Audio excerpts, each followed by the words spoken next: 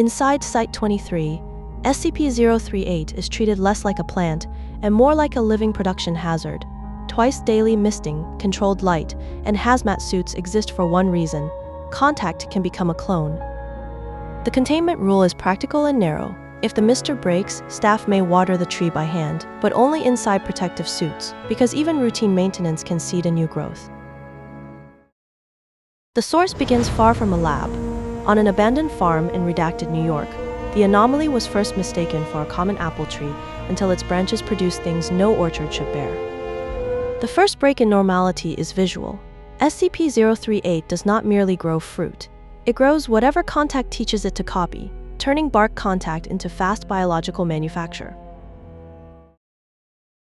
The core mechanism is simple enough to become dangerous. Any object that touches the bark can begin growing almost at once, reaching usable form in minutes rather than seasons. The Foundation records a hard ceiling. Each product stops at roughly 90.9 kilograms, a limit later confirmed when a much heavier steel ingot produced only an aborted 200-pound facsimile.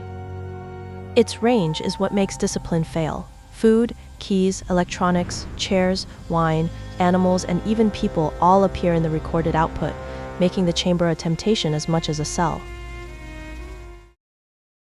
Living copies expose the cost. Animal and human cloning is not recommended because the copies age rapidly, with most living about 2 weeks before the damage becomes terminal. Post-mortem examination adds the episode's most disturbing biological fact. The clones are not just aging, source records state they had begun to ferment before death. The addenda reveal an institutional problem: convenience. Dr. Klein warns personnel that SCP-038 is not a toy after vending items, keys, movies, and music become unauthorized chamber products. The fourth addendum is almost comic until it proves the same point. Even beer cans are copied, and Dr. Klein's complaint about their quality still reinforces the access control failure. One experiment makes the danger strategic. SCP-038 can copy SCP-500, but the cloned pills work only 30% of the time, and their healing chance drops as the copies age.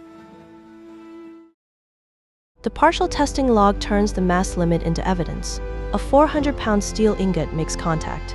The chamber is cleared, and the resulting copy stops at almost exactly 200 pounds.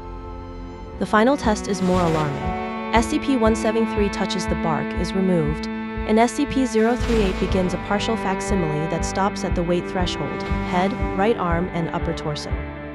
At first, the partial facsimile appears inert. A Class D is ordered to break eye contact.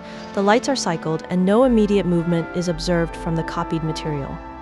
The later observation changes the result. In storage, the partial facsimile is seen making violent gestures at a dramatically slower rate, continuing regardless of observation.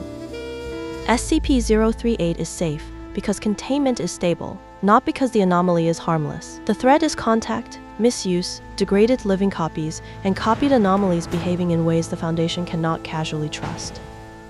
The operational status is fixed in place. SCP-038 remains at Site-23 with no plans to move it, a contained tree whose lasting implication is that copying anything is never neutral.